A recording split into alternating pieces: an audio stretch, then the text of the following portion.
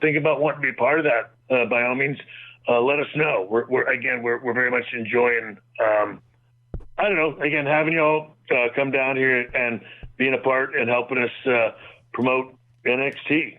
And other than that, I would just like to make one, and it's already been out there a bit, but I still want to kind of make it official to you. Very excited that, NXT is getting, we're finally getting out of the state of Florida and out of the city of Orlando. Not that we don't love it here, but we're very excited. This is the first standalone premium live event since February of 2020. And on Saturday, February 4th, NXT Vengeance Day is going to come live from the Spectrum Center in Charlotte, North Carolina. And I can't tell you how jazzed and excited we are about that. We love performing here at the at the Performance Center, but man, to get back out on the road is going to be an absolute blast. So anyway, obviously, just want to make that official with you guys, and the tickets for that event are going to go on sale next Friday through Ticketmaster. And so anyway, that's sort of my corporate plug. And if I'm getting any better at this, let me know. So anyway, let's get to the questions if y'all are ready. All right, everybody, we'll do one question per hour. Thank you. Thank you. If you would like to signal with questions, please press *1 on your touch-tone telephone. If you're joining us today using a speakerphone, please make sure your mute function is turned off to allow your signal to reach our equipment. Again, that will be *1 if you would like to signal with questions. And our first question comes from Mike Johnson with PW Insider. I swear we don't plan this. We don't. Hey, Shawn, how are you? Doing well, thank you. I want to ask you about the Iron Survivor match. We don't get a lot of firsts anymore in WWE or anywhere, given the number of years and all this stuff has been running now. Can you give us some thoughts on, or some insight into the seed of the idea for the match, and what your thoughts were on having so many talents have a chance to try it out and be involved in the first match of this type, given, you broke in the ladder match with Bret Hart in WWF back in, I think, 92 or 93, and then did the match for the first time on pay-per-view with Scott Hall. So all these talents are in a similar position that you were in during your career. So an insight into the creation of the match and these talents getting to have their own first in NXT. Yeah, well, look, so we wanted to see, and look, I'll be honest, to me, that's the greatest thing about getting to be here in NXT is that we do get to, try things out and test a lot of things from a television standpoint, programming standpoint, and in this case, a match standpoint. And sometimes they're hit or miss, but again, I love that process. And so this was something that for the final, premium live events of the year, could we come up with something, again, different? And this is just something, again, the creative team and myself, we don't get out of our padded room much. And so this was something that we kind of eventually landed on. It was sort of honestly, the inspiration clearly came from like the Iron Man match. But you can't go an hour. And so there were just different aspects of it. And I always liked the gauntlet aspect, I think, of matches. So that's honestly how it came about. And as you said, and we were talking last night, there are a number of the talent that are excited for the fact that it is the first. And you kind of get, you feel like it's a pat on the back from a talent standpoint when they trust you to do it. And look, these are all people that we believe in, both on the men's and women's side. And they're always, again, when you want your new ideas to hopefully have great success, you pick the best people you think that can give you that. And that's what we've done in these, Iron Survivor challenges. And look, we'll see, we'll see how it goes. And again, I think it's going to be fantastic. The fact that it's new and different, I think obviously is an advantage to us. clearly the talent we have in it are capable of turning on something exciting. So, Friday night's going to be, I think, a pretty incredible evening. And like I said, maybe we'll have a match that everybody will remember for a long, long time. All right. Thank you, sir. Appreciate the time. Thank you very much. Is that Friday? Oh, yeah. Sorry about that. Saturday night. Apparently I said Friday. And our next question will come from Jason Powell with ProWrestling.net. Hey, Shawn, what is Paul Levesque's management style when it comes to NXT these days? Does he have a lot of input into what you guys are doing, or is he just kind of letting you do your thing? He's letting me do my thing. Well, we almost never. We finally texted the other day, and actually we're just talking about that, which was like, hey, I miss. We kind of just miss not being able to hang out anymore. That was the great thing about him being here on a regular basis is, there's like I said, there's a whole friendship thing that, sort of has to take a back seat to all of this. But right now, yeah, this is, look, he's, I'm very fortunate. He trusts me. So there's been almost no communication over the last several weeks. He's just been so busy. He's got so much going on.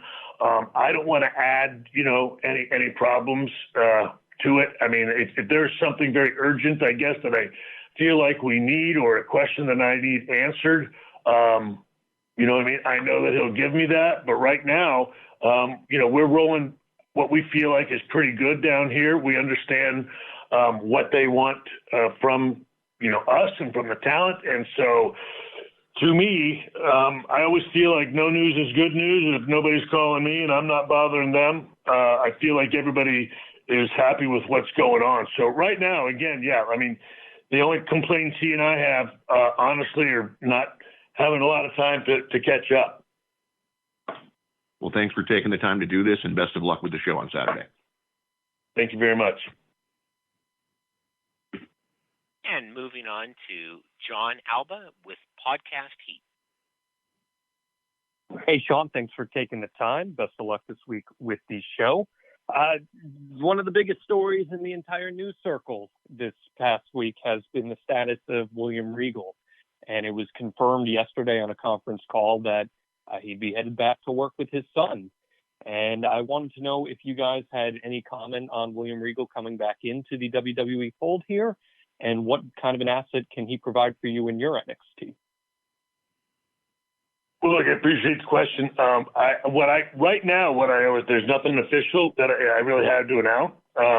But I'll say this, as you said, we love Steve, and we have a great deal of respect for Steven Regal and what he means to NXT and the WWE, and of course, wrestling at all levels. Nothing would thrill me more. And, to give you more information, I would obviously stay tuned, because hopefully we'll all know a little bit more as we get down the road. But honestly, right now, I'm the guy that's been reading it from you guys. So that's where we're at for the time being. Great. Thank you very much. Thank you. Our next question will come from Christian Bruns with Power Wrestling. Hey, Shawn, how are you today? So, yeah, you mentioned NXT going back on the road next year in February, and this being the first standalone special event since February 22. And I get the product NXT is now a whole different product with a lot of new talent on the show. So how important is it for this new generation of guys and girls, like getting out on the road before different crowds? It's the most important thing I think that we can do. I mean, this is, as everybody knows, right? This is developmental. To develop, you have to have reps. That has been, again, we talked about, I believe on the last call, that, again, what these men and women have created over just the last year. It's been amazing what they've accomplished, and that is with, respectfully, minimal reps, certainly compared to what, we used to do.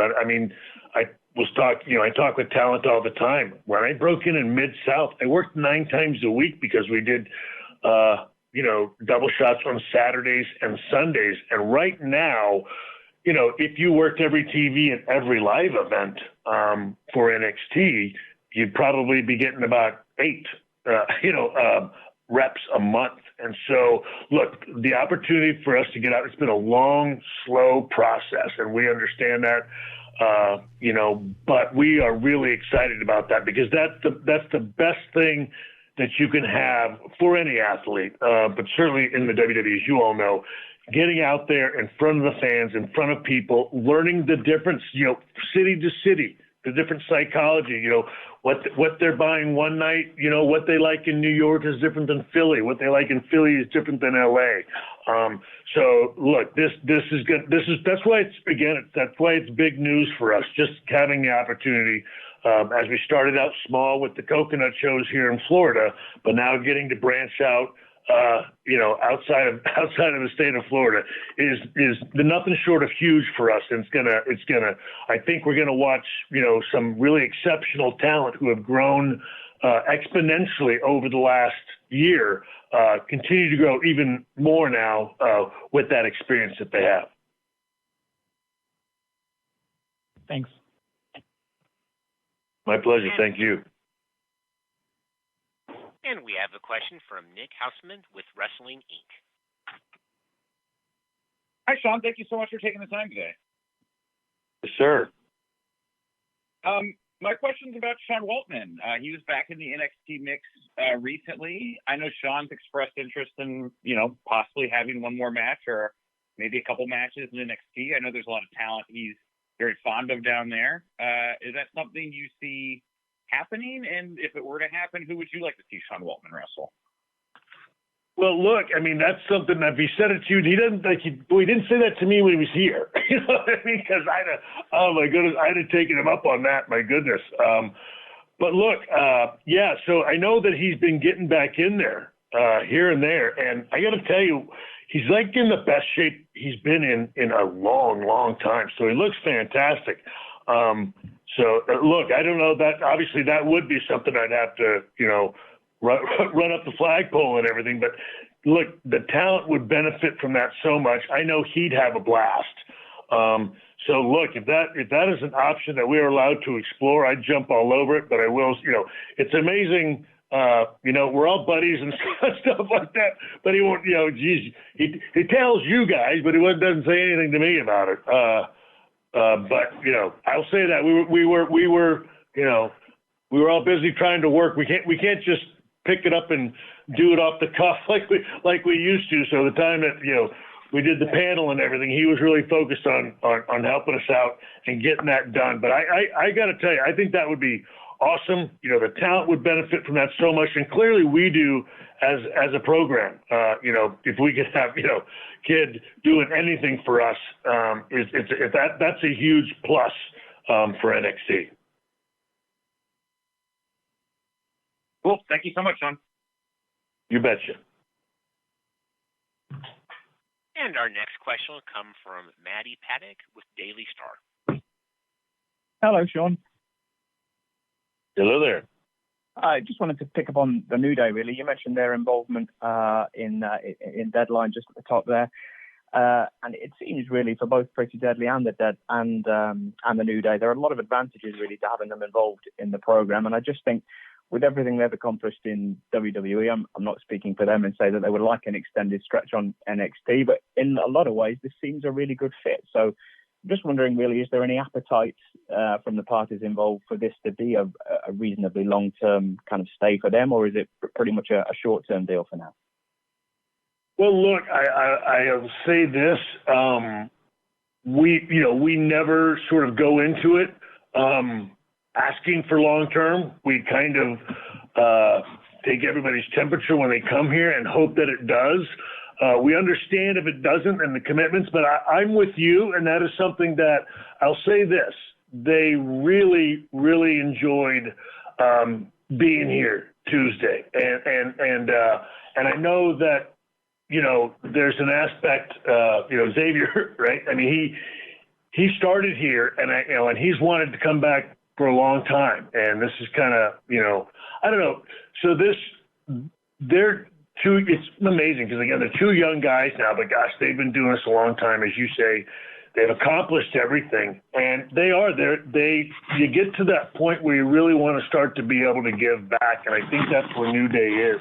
And I won't lie, I am absolutely hoping to take advantage of that. They really had a great time.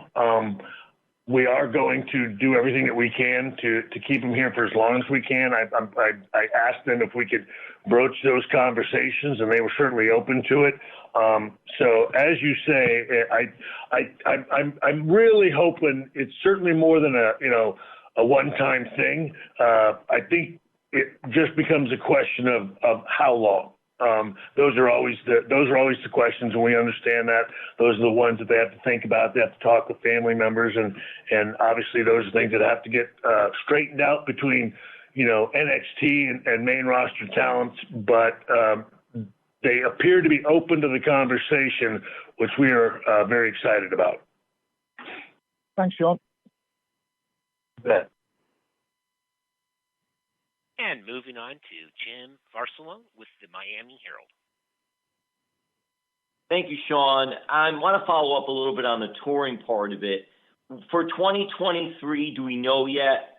Will there be more house show live event touring in Florida, and then also live event house show touring nationally? Well, so look, that's obviously still to be determined. But clearly, we hope so. Look, I can't lie. I would imagine, we'll see how, Vengeance Day goes, and we'll go from there. But right now, that is absolutely the hope from us. And so, but right now, if I'm being honest with you, right now, that is one of those TBDs. Thank you. You bet. And moving on to Sean Ross Sapp with Fightful. Thanks for taking the time. We talked about New Day a little bit earlier. When a situation like that is presented, is it you guys going to Triple H or somebody and saying, we'd like to utilize these talent, or is it them coming to you and saying, hey, we want to appear here, or maybe a little bit of all combined? It's just that, Sean. It's a little more of all of them. We do have, look, there are a lot of main roster talent that have, as you know, NXT roots, and a lot of them like to come back and help out. Obviously, we've got a lot of them that live here in Orlando, so that's obviously a big advantage to us as well. So usually the process is something that, like, if we're thinking about it from a creative standpoint and we've got it, at X date, I do everything I can to get on the horn to hunt or Bruce and see what the possibility is. And then there are some, that I'll I don't know whether it's right or not, but I take advantage of,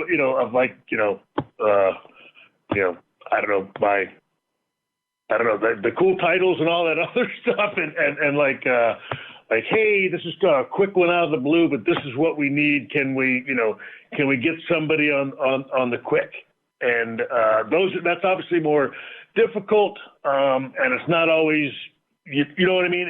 It's we can get to somebody, but we're not sure who. So, to answer your question fairly, it is a number of different ways. And when we've done every one of them, at one point or another. It doesn't, I guess, Sean, if I'm going to answer, it doesn't have to be a real formal process. It takes many different forms. And our next question will come from Ryan Satin with Fox Sports. Hey, Sean, thank you so much for taking the time to do this today. You bet. I appreciate you guys doing it with us. I really do. So we've recently seen an influx of former NXT talent appear on Raw or SmackDown under Triple H. So with that being said, which performers in NXT do you think are the most ready for the main roster right now? Well, let's see. Look, I mean, I think we've got, they're different. I don't know, I guess different versions of ready. You know, I will say that you can just kind of seamlessly go right in. I'd say you got Pretty Deadly. I think they're guys that, you know, you could probably insert right in. I think a guy like JD McDonough is another person that could just flow right in and would be ready to go. I think a Grayson Waller, clearly Apollo, obviously. But I think a Grayson Waller is a guy that is just unbelievably talented, does everything under the sun for us. You know, I believe somebody like an Alba Fire could step right in, a Zoe Stark. You know, I mean, people that have been doing it long enough that really, I mean, from a work standpoint, from a character standpoint, you know, and even from I'll say, age and maturity and time in the business that are ready to step right in. They'll still learn, obviously, by being in the ring with people better than them. But that, and just so you know, that's not to take away again from like the Brawns or the Creeds, who again they would do excellent. But it's, I guess, if we wanted to, we'd love to be able to have them to cook a little longer and really get them well-rounded and, you know, perfected as best we can so that they have the best chance for success. I hope that makes sense, because they're, you know, I never want to, you know, take away from those talent, because they have just been so, you know, their growth over the last year has just been tremendous. We've asked so much of them, and they certainly are deserving of it, but we'd love to be able to really have an opportunity to round them out and get them just a little bit more experience before we were to send them up. Makes sense. And we'll take our next question from Lucas Chapat with VL Media. Hello, Shawn. Thank you so much for taking the time to answer our questions. I wanted to ask you about NXT Europe. It was announced on August 2022 that the brand was scheduled to be launched in 2023. Will there be some kind of announcement regarding the brand in the upcoming future? And what will be your contribution within the brand? Would you be in charge of the booking? So first of all, yes, there will be an announcement. We are currently, again, doing our best to get all the infrastructure in place on that as we speak. So, and yes, I will, certainly at the beginning, because of my work with NXT UK, it'll be very hands-on. But look, the ideal goal is to get it that it, you know, that the most I would be doing is, you know, having sort of the whatever 10,000 foot, you know, overall look, and just maybe dot some I's, cross some T's, finalize some things. But we'd love to have, again, that's what we're doing now, is getting a lot of that infrastructure in place, working on, you know, creative teams and things of that nature, you know, looking and selecting into talent and who's going to fill out that roster. At the beginning, though, you know, my team here, Matt Bloom, a number of our, you know, coaches and producers will have to be very hands-on as we train some of these other people to get up and running. So it will be also a development process from an infrastructure standpoint as well. But that's coming, again, as we say, you'll definitely hear from us in 2023. Thank you, Shawn. Back to you. Yes, sir. Thank you. And moving on to Alistar McGeorge with the Metro UK. Hi, Shawn. Thanks for taking the time today. You bet, sir. I want to talk, since the last call, Ava Rain has made a TV debut. So I wanted to ask what you kind of make of her early kind of character work and development on TV, and what you can tell us about her in-ring development.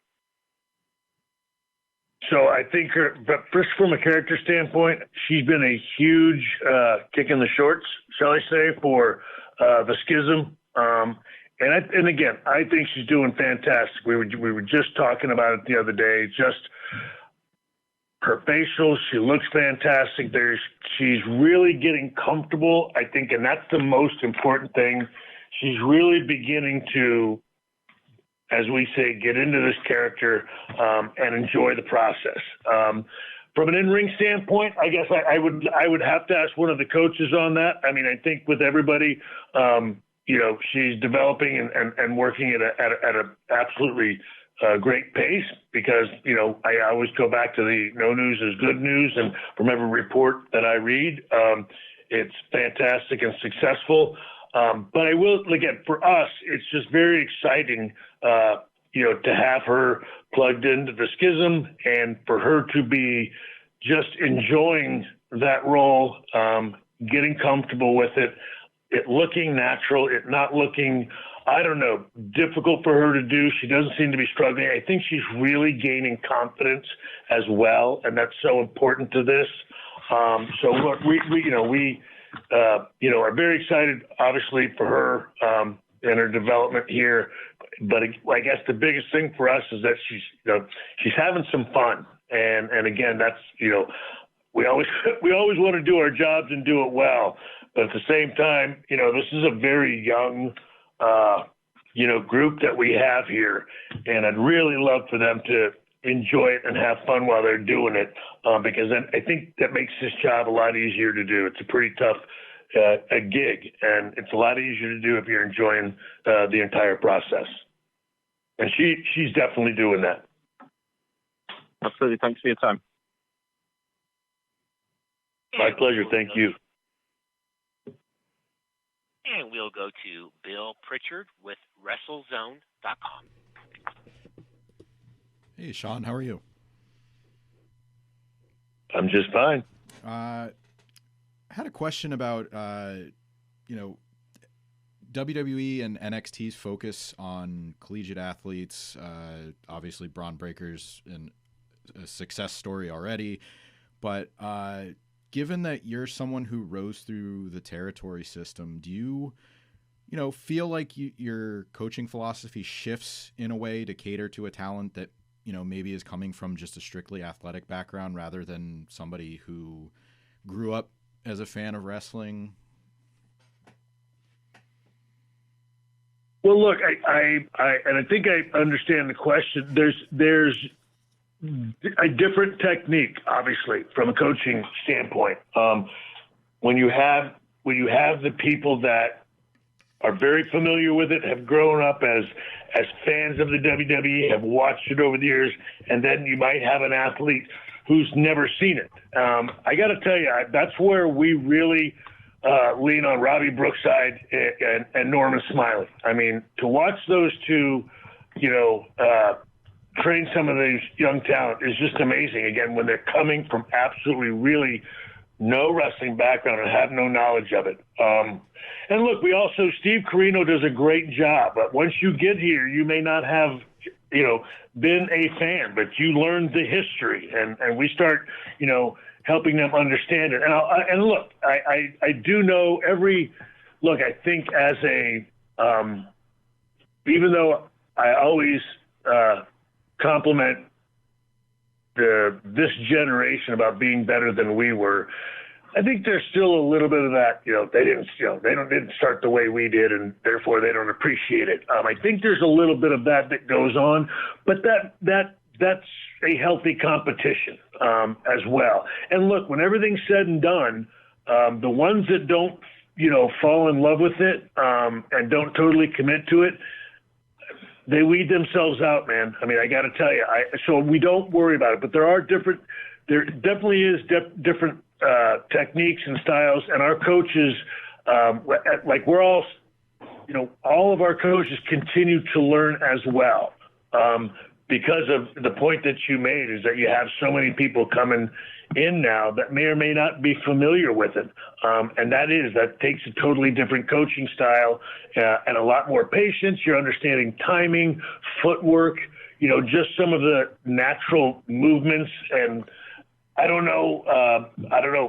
looks of selling and things of that nature, even story and psychology. If you don't have any familiarity with it, it's a much longer process. Thank you. And we have a question from Liam O'Loughlin with the Sporting News Australia. Hi, Shawn. Thanks so much for taking the time today. In recent months, we've seen a lot of the top talent on NXT, such as Grayson and Carmelo, showcase their versatility in either pre-taped or live segments. How important is it, in your eyes, for these performers to have that kind of creativity and versatility in the way that they tell stories, not only inside but outside the ring as well? Well, look, again, that's what we do here. And obviously when they go to the main roster, that's what they're also going to need to do. Right? I mean, for the most part, obviously from an action standpoint and a wrestling standpoint, they're on live TV every week now. That's how they're learning. But there's still opportunities to, as you say, you know, for us, we have opportunities here and there to pre-tape certain backstages and things of that nature. But Raw and SmackDown, you might get that, but there's also a chance you might not, and more than likely you won't, and you have to do it live. So yeah, to your point, we've just been trying to again ease some of those in with the people that we feel are ready for that, and again, this is all about the developmental process. We just slowly, ease them into. It's sort of like the boiling of the water, so to speak. You just sort of sit them in there and you get it going, and those talents that you feel like can take it, we turn up the heat a little bit more. They handle that, we turn it up a little bit more. And so that's just one of the things that we've been trying to do to get them used to being ready to go. But again, it's proven successful. They've all delivered on it, and like I said, we'll continue with that process as we're moving forward. Thanks so much, Shawn. All right, folks, we'll do two more, and then we'll wrap it up for the day. And our next question will come from Dominic D'Angelo with adfreeshows.com. Hey, Shawn, good to speak with you today. Excited for NXT Deadline coming up. Somebody that's obviously stood out since NXT's really taken heat these past couple of years is Braun Breaker. But another guy that's kind of, and you mentioned him earlier before, is Julius Creed. Just seeing him, he's got that natural babyface charisma, almost like to a Bruno Sammartino. I was hoping to get your perspective on his ability and persona as he grows throughout this process, and what you kind of seen, not just from an in-ring standpoint, but more so from a personality standpoint from him. Yeah, well, look, clearly he's an unbelievable athlete. There isn't, you tell him you need to jump this high, push this much, he's going to get it done. He's an unbelievably driven young man, an incredibly hard worker, and as you guys see, very talented. Look, again, whether right, wrong, or indifferent, certainly what we try to do here is get people out of their comfort zone, and try to get them range when it comes to the point of which I believe you're asking about is from a character standpoint and promos and the other things outside of the ring, where we want them to, again, he may end up going the rest of his career and never have to smile and have nothing to do but be angry. But down here, we want to make sure that we, have them pliable and at least the ability to do those things. So I feel like that's where we're at with Julius and his brothers, is now just starting to show to get them some range and help them get comfortable with that. And I'll say this, look, they're two guys that when you give them a goal, they try to make sure they do everything they can to achieve that goal. I think there's a great deal of potential there in both of them. Julius, obviously, I think you could argue that he's, a very natural in some aspects of this. And we're very excited about getting him more well-rounded as we go forward, because we think both of them, along with the Brauns and a few others, are really big catches that we had, in that original draft in the first place. So the future for those guys looks great. We're just continuing to do what we do, and that's help them develop and help them, again, as when you talk about, continue to cook and round them out as best we can. Absolutely. Cool. Thanks very much, Shawn. You bet. Thank you. And our final question today comes from Steve Fall with the 10 count. Hey, Shawn, thanks for answering our questions today. I really appreciate it. With no WWE TLC pay-per-view in December, is Deadline going to become maybe the new December pay-per-view with Iron Survivor taking place of all those TLC matches? Well, again, I will say this. It wouldn't bother me one bit. I'd absolutely, we'd love to have that. We'd love December to be ours and finish out the year with NXT. But you guys know, again, you know that I'm not the guy that makes those decisions. And look, I know they're obviously, as we continue to grow and change and evolve as a company,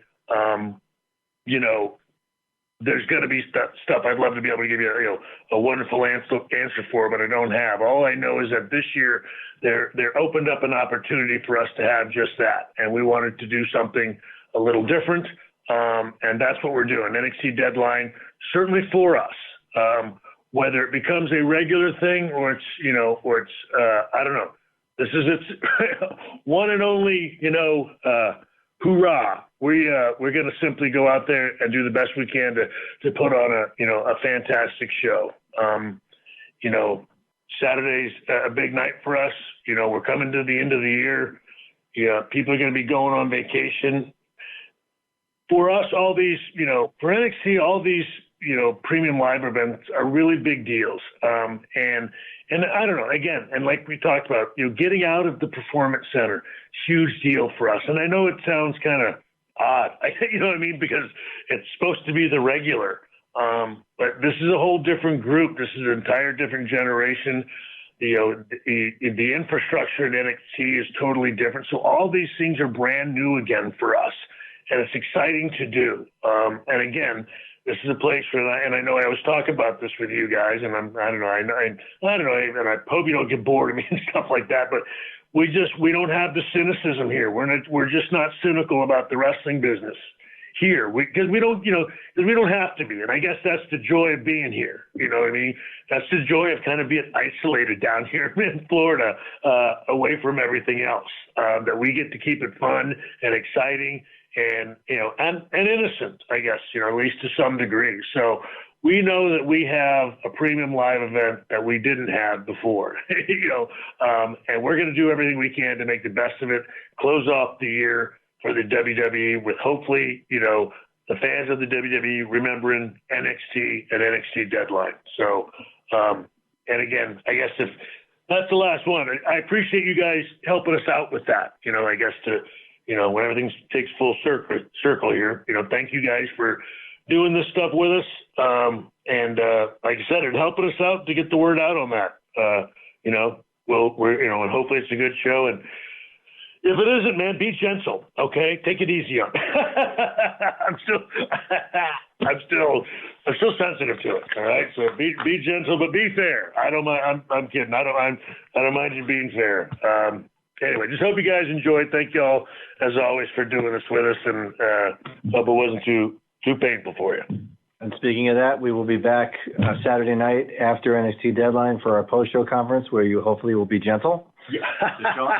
And we'll talk to everybody on Saturday night. Thanks, everybody, for joining us. Thank you all.